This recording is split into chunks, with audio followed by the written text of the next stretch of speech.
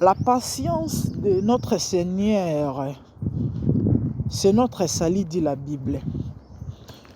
Et raison pour laquelle les gens ont l'habitude de dire plus si Dieu ou encore si Jésus ne revient pas bien maintenant c'est simplement parce que Dieu veut la repentance des hommes, que nous prenions conscience et pour que l'enlèvement s'efface.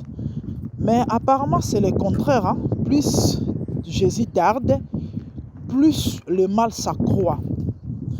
Et le diable sait qu'il n'a plus de temps et il a maximisé des forces, des stratégies.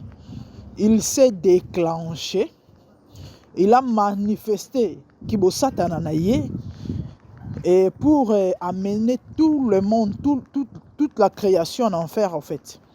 Parce que là, je sais pas, je manque le mot, je sais même pas comment décrire ça. Et ça craint. J'ai eu froid. Et je manque même le mot. C'est une femme consciente, ben vous pouvez le constater, hein, et qui fait l'amour avec un malade. Comment? Un fou, je dirais. Un fou. Dommage qu'on ne peut pas mettre les images. On ne peut pas vous mettre les images. Ouais, c'est la sexualité interdite sur quoi? YouTube. Donc, en fait, c'est ça. Ce sont des pratiques qui se font. Quand j'ai mis en ligne l'émission d'hier, il y a une personne qui m'a écrit, 2 ou 3 personnes. Il y a une personne qui m'a fait un message vocal en disant non, ce sont des pratiques.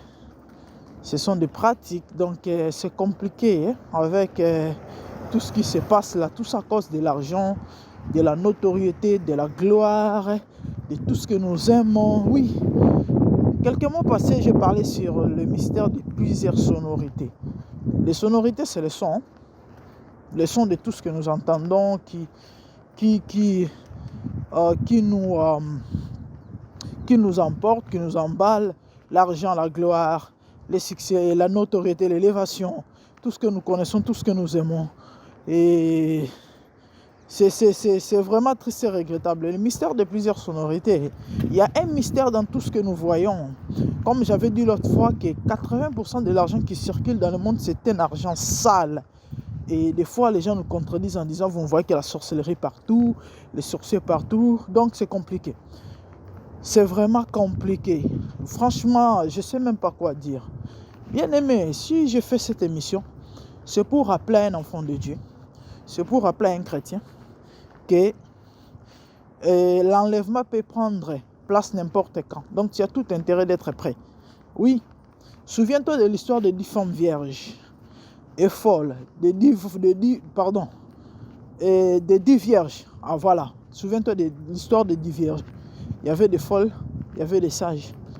Elles ne savaient pas, à quelle heure viendra l'époux. Et les folles ne se sont pas inquiétées par rapport à leur lampe et l'huile. Par contre, les sages étaient prêtes. Une fois que l'époux était là, et ces dernières étaient prêtes, et puis après, elles sont parties avec l'époux. Malheureusement, les folles étaient restées. C'est comme... je suis sous émotionné, excusez-moi. Ouais, franchement, ça me dépasse tellement, donc je contrôle plus mes mots, et puis voilà. Je disais que soyons prêts, parce que l'église soit prête pour l'enlèvement, pour le retour de l'époux. Mon frère, ma soeur, même si Jésus ne revenait pas maintenant là, la mort peut te surprendre. Si la mort ne te surprend pas, il n'y a rien qui empêche le retour de notre Seigneur. Parce qu'avec tout ce qui se passe là, Christ est à la porte. En fait, c'est ça. En un mot, ou encore si je peux être court, par rapport au message d'aujourd'hui. Donc, une personne normale qui s'accouple avec un fou, un malade, ce sont des recommandations données par le monde des ténèbres pour avoir l'argent, la gloire, la notoriété. Il y a ceux qui mangent la merde, ou encore ce qu'on appelle le caca, On connaît, on a vu l'histoire des porte-à-porte ici. Et des filles qui couchaient avec des chiens et puis qui mangeaient la merde et tout ça à cause de l'argent à Dubaï et plein de trucs. Donc c'est vraiment dégueulasse. C'est vraiment inhumain. C'est compliqué, hein? C'est compliqué avec tout ça. Et l'acte, je sais pas, l'histoire que vous voyez là, je sais pas, ça s'est déroulé où, mais le bien-aimé qui m'a envoyé la vidéo m'a dit, certainement ça doit être à Zambie parce que par rapport aux constructions, de lui connaît un peu Zambie et puis voilà. Ouf, my goodness, please, oh Lord, have mercy. Oh God, oh God, oh God. Bande on ngai na okoko lobate, na okoko lobate na okisomo, na okisomo, na okisomo. Na kota ke émission lobby, yande ko monsi azaki na kwiti, balali na muto liboma. Mutu mo akomeli ngai deux personnes, ba ebisinga non. Et ça va pratique, qui sait tam so ça na ba pratique. Et nous avons des raison. Nous avons des raison. Maman, bon, mon atopé moi c'est clair qu'à normal, bon, constatant, ça bien. Et donc, pour la bangenge, pour la bamamuna bango, pour la bambongo et consort, il faut là, na liboma. Donc, et puis en plein jour, hein. Donc, on va ça, on a mis sur bateau certainement parce que, oui, pour mouton normal, sur le baby mana liboma, pour la peau ça, zoto. Alors, qu'il n'est pas nanda kunaï. Alors, qu'il n'est pas kunaï, tout aussi comme moi, que bazate. Mais là, c'est en plein jour. Donc, il y a un mot de cointer, il y a un mot de babengani bango. Pour nous, on a tatana so bamba bamba banga, babimi penza na kati ya balabala. Et à fond la munoko munene, azo jouir muto liboma so kota na sima bande oboli bisangai. Oh mon Dieu, nzambe sunga biso. Nzambe sunga biso. Nzambe sunga biso mahambo yo misomo. Année passée là au mois boye, na mona vidéo mo boye. On est ça mis na Congo penza ya biso démocratie le papa phénomène. Moi si wana ezali na ba kota baba Congo parce que ezali ba côté baba rivière, je crois ezali na matadi lo moi bongo boma comme ça. Azu muto liboma ba kena ba mai wana bazo sukola et puis après ba bandi buzo bana bango et lekela bato bazo ba téléphone ba bandi filmer ti. Na mona une vidéo wana mais tellement la bête qui on carré et puis nazali penza na activité na mamba ba YouTube parce que na moment na message na ngeza ipenza ndenge nazo pesela ngo lelo te na bete na ngo kara. Donc babilo ngo ezalaka déjà et zo ko so en plein malembe nzamba okela biso mawa parce que mamuto mono eza susu we ko mamu susu. Mais ndena uteko loba yaya Yesu ana porte ezana lo moto zo tarder avènement à Christ Jésus.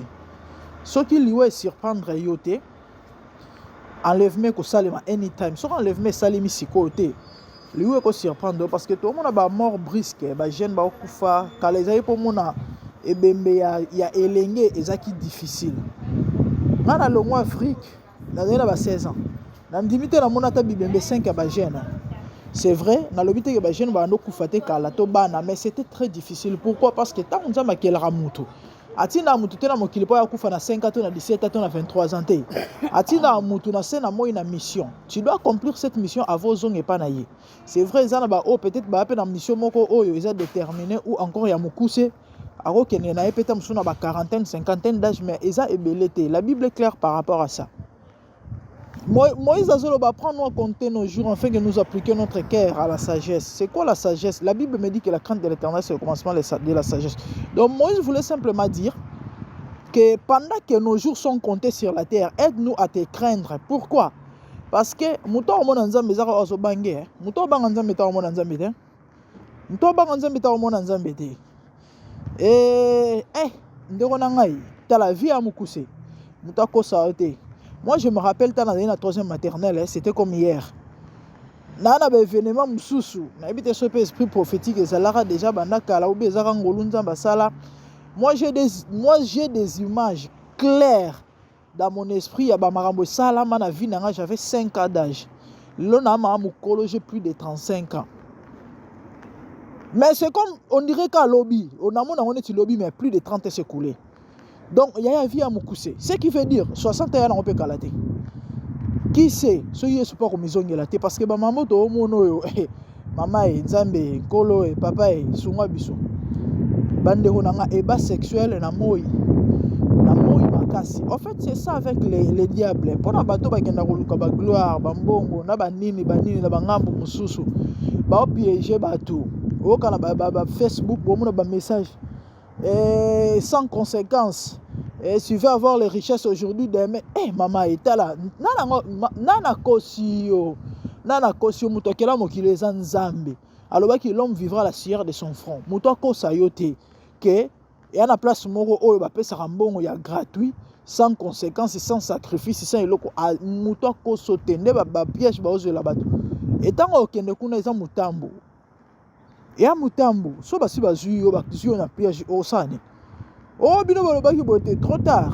On est là pour ça la tête parce que comme déjà na mabongo na bango et vu no komi ko dépendre na bango do bako bomo bako salonyo so balingi anytime. Ya to qui me le pas yesu. Tala, la bénédiction de l'Éternel enrichit dit la Bible et elle fait suivre d'aucun chagrin. Il pas molé en Nzambe la na pas cité. Nzambe so apeso ba million. Yo mtoye ba so ça na onini. C'est vrai, Dieu Nzambe linga pe perdre tant pas pambola muto hein. Ezala pe po yo sunga pe ba misusu. Mais ce qui est vrai tant Nzambe perdre muto bongo. To bozui. Azala na sima mutu te pour imposer mutu makambo.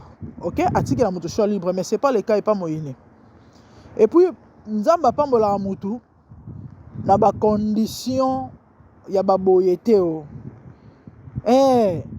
Donc maman na ngai bandeko na ngai bolimbisi bato bolanda ngai boyebi comment est-ce que je na sala ba émission na souvent.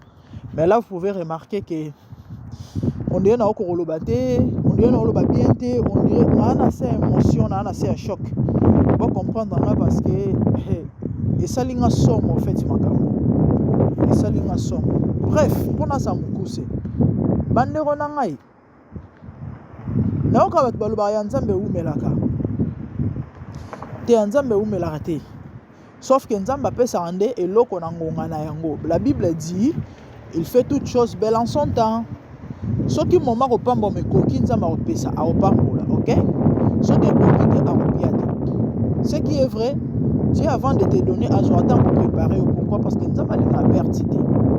Sans une préparation, tu vas perdre ça. Tu vas gaspiller ça.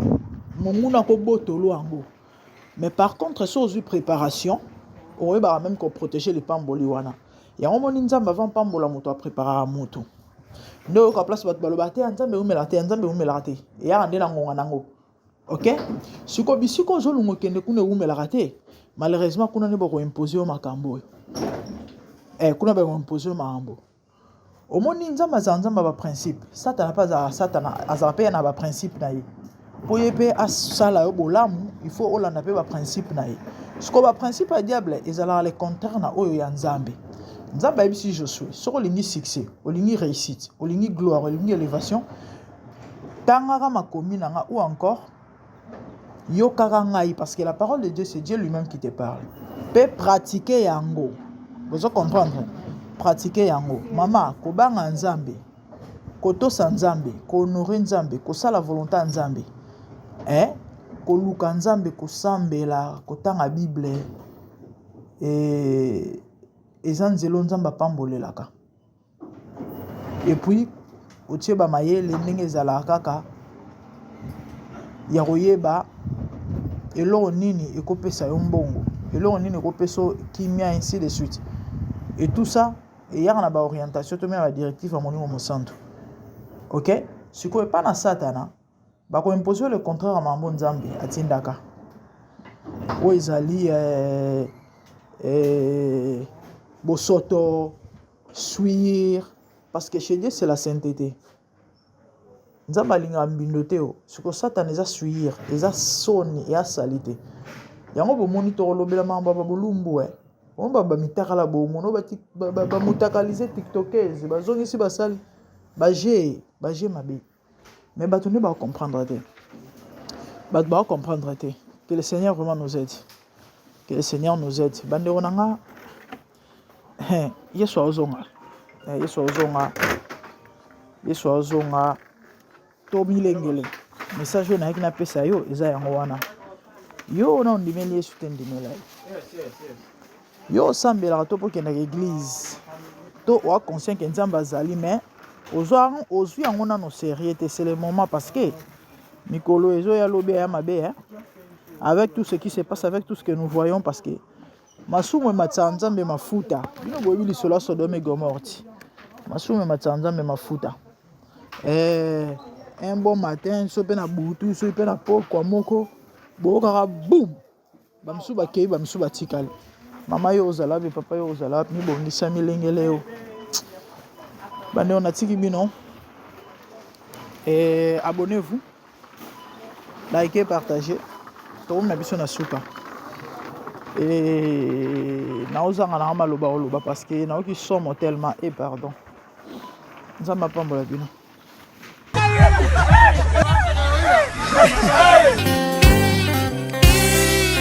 Zambe na boya, olatike mo vandina bo santu. Ozinga mina bajelo, bakoye mela kayo tongo pe popa. Zambe na boya, olatike mo vandina bo santu. Ozinga mina bajelo, bakoye mela kayo tongo pe popa.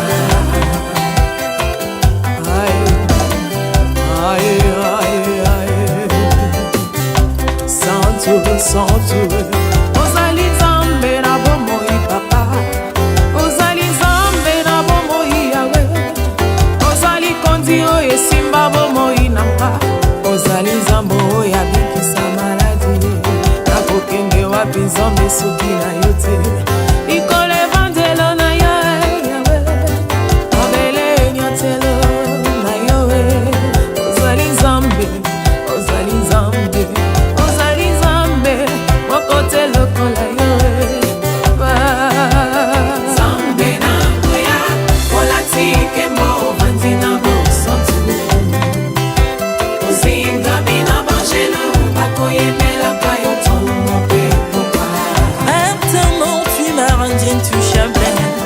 Artamon, tu m'as rendu invincible. Aliwana yoto komine la santu. Lise kwana yoto komine balongi.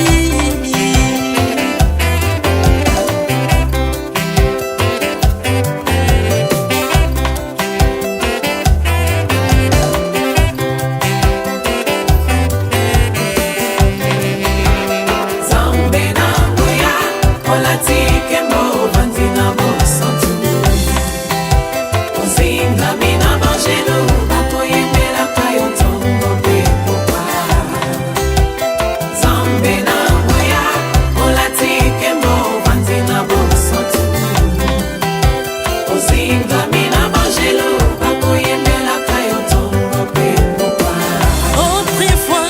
Zalaki binzo ndoki akolianga lolenga lingi mes pensons sont dans ces métamorphosés osimi mosambwe maladi na biso olengo bebi naza toxique grâce à lui.